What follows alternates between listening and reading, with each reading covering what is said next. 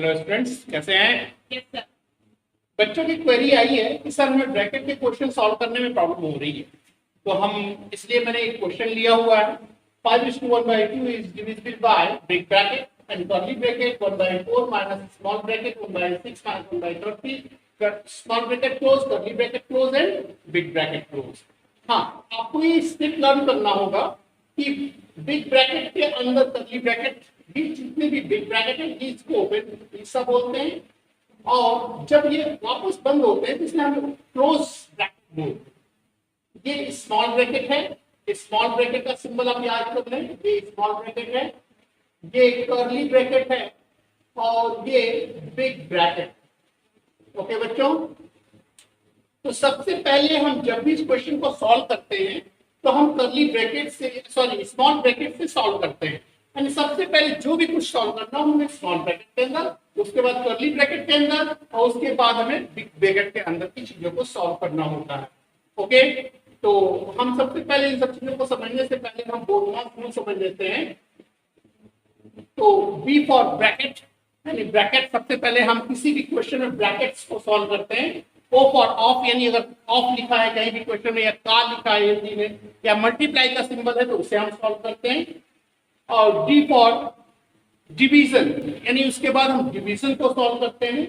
उसके बाद मल्टीप्लाई को solve, M for multiply, A for addition और एस फॉर सब्ट्रैक्शन को हम सॉल्व करते हैं। ठीक है, ये बोर्ड मार्क्स रूल है। तो सबसे पहले हम इस क्वेश्चन को देखते हैं कि इस क्वेश्चन में हम कैसे इस चीजों को अप्लाई करेंगे, हम देखते हैं। ओके बच्चों, तो आते हैं टॉपिक पर। तो 5:1/2 सबसे पहले मैंने आपको जैसा बताया कि सबसे पहले हमें स्मॉल ब्रैकेट के अंदर की चीजों को सॉल्व करना होगा। तो हम इक्वल का साइन लगाएंगे, 5:1/2 लेंगे, डिविजिबल बाय बिग ब्रैकेट लेंगे और कर्ली ब्रैकेट लेंगे, 1/4 वैसे ही लिख लेंगे, माइनस। अब इसके अंदर जितनी भी चीज है इसको सॉल्व करेंगे। तो यानी हम स्मॉल ब्रैकेट तो लेंगे ही लेंगे, अब इसको हम एलसीएम इसका लेंगे तो 6 का टेबल ऐसा पढ़ेंगे 30 हो जाए और 30 का टेबल पढ़ेंगे 30 हो जाए। तो 31 और 30 और 6 5 बार 30, तो 30 यहाँ लिख लेंगे नीचे। और 6 का टेबल हम 5 बार पढ़ा है तो 6 5 बार 30 आया, 5 आया, 5 से 1 मल्टीप्लाई, 5 बना 5 हो गया, माइनस 6 बना 30 बना 30, 1 बार गया तो 1 से 1 में मल्टीप्लाई करेंगे तो 1 बना 1 हो गया। ठीक है, ओके। यहाँ फिर कर्ली ब्रैकेट लगा लेंगे और ब्रेक ब्रैकेट लगा लेंगे। फिर उसके बाद 5:1/2 is divisible by इस कर्ली ब्रैकेट 1/4 माइनस 5 से 1 सब्ट्रैक्ट करेंगे तो आ जाएगा 4 और नीचे है 30। अब देखिए, आपने गौर किया होगा कि हमने स्मॉल ब्रैकेट अब छोड़ दिया। आप देख रहे हैं मैंने लिखा ही नहीं वहां पे, इसका मतलब ब्रैकेट टूट गया यानी छोड़ दिया। छोड़ने को ही टूटना बोलते हैं या सॉल्व करना। पूरा ब्रैकेट स्मॉल ब्रैकेट के अंदर की सारी चीज सॉल्व हो गई, यानी माइनस प्लस जितना भी था वो सब सॉल्व हो गया, एक सिंपल बिन बन गया। तो हम स्मॉल ब्रैकेट को नहीं लिखेंगे। अब कर्ली ब्रैकेट, आप कर्ली ब्रैकेट की चीजों को हमें सॉल्व करना होगा। कैसे सॉल्व करेंगे? फिर वही चीज प्रॉपर 5:1/2 इज डिविजिबल बाय इस, अब सॉल्व करेंगे तो 4 1 4 4 2 2 4 2 15 30, ये हो गया 1/4 माइनस 2/15।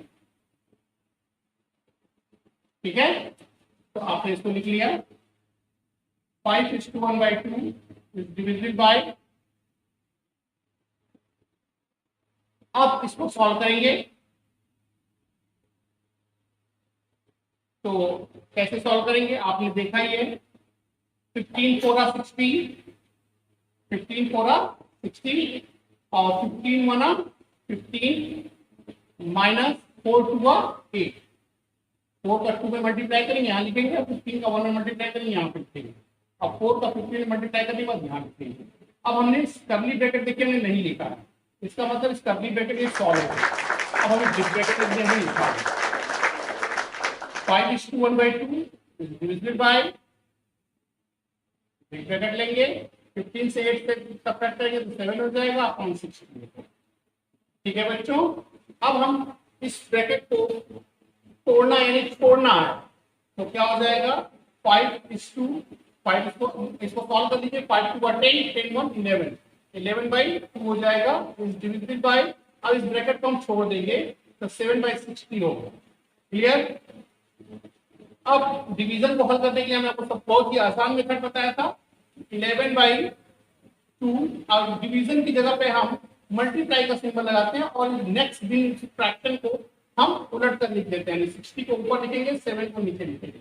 ओके बच्चों, तो अब आगे देखिए, 2 1 2, 2 3 6, बताइए आप क्लास में मल्टीप्लाई है तो क्लास में कर सकता है, तो 30 11 3 33, 11 3 33, और ये 0 बचा है तो 0 हो जाएगा अपॉन 7 1 7, तो आपका हो गया 330 अपॉन 7। तो चाहे आप इसे आंसर लिख दीजिए या 7 से 330 में भाग देंगे, हम 330 में हम 7 से भाग देंगे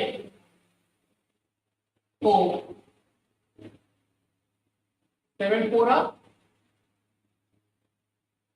बोलिए 28, सब्ट्रैक्ट करेंगे इसको, 3 से 13 से 8 को सब्ट्रैक्ट करेंगे तो 5 में आएगा, और ये कुछ नहीं 0 हो गया, 7 7 49, तो 50 से 49 को सब्ट्रैक्ट करेंगे 1 आ गया, तो आपने इसका आंसर देखा 57, तो आंसर हुआ आपका, रिमेनिंग 1 है तो 1 अपॉन 7, यानी आपका आंसर अब आ चाहे आप इसको आंसर ये भी लिख सकते हैं, चाहे इसे आप आंसर लिख दें या 47:1/7 लिख दें। ठीक है बच्चों, तो ये आपका आंसर हो गया। तो इस तरह से ब्रैकेट के क्वेश्चन को सॉल्व करना आपने सीखा कि सबसे पहले हम स्मॉल ब्रैकेट के अंदर की चीजों को सॉल्व करते हैं, उसके बाद कर्ली ब्रैकेट के अंदर की चीजों को सॉल्व करते हैं, उसके बाद हम ब्रिक ब्रैकेट के अंदर की चीजों को सॉल्व करते हैं, और जब वो एक सिंगल फ्रैक्शन हो जाता है तो उसको हम छोड़ देते हैं। क्लियर है?